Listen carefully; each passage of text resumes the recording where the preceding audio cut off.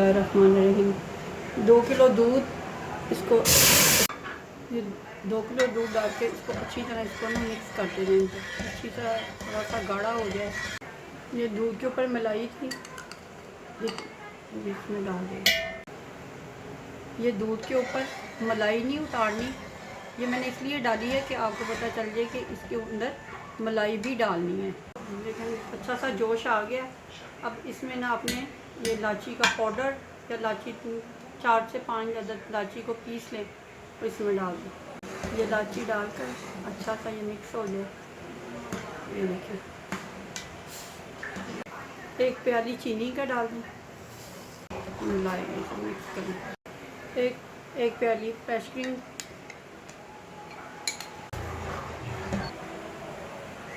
تھوڑا تھوڑا سا.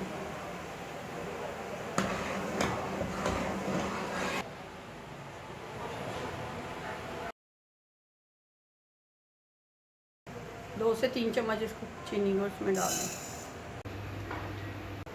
یہ میں نے اس کو نا اچھا سے اس کا بیٹ کر لیا تھا. میں نے اس کو اچھا سا اس کو مکس کر لیا تھا بلینڈر میں, تاکہ اس کے اندر نا کوئی گٹلی نہ رہ جائے. اس کو اچھی طرح جب پگھل جائے نا تو پھر اس کو چھیڑنا ہے. اب اس کا اندر شیرہ تیار کر کے تھوڑا سا اس کے اندر ڈال. یہ شیرہ ڈالنے کی وجہ ہے کہ اس کا کلر ہلکا ہلکا سا نا یلو کلر آ جاتا ہے. گاڑھی ہو گئی, اس کا یلو کلر بھی آ گیا, اور اتنی تھکنس ہونی چاہیے بس. یہ تیار ہو.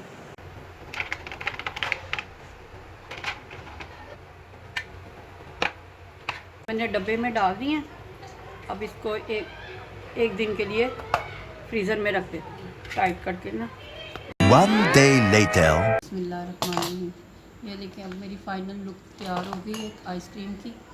اب میں ڈال کے دکھاؤں.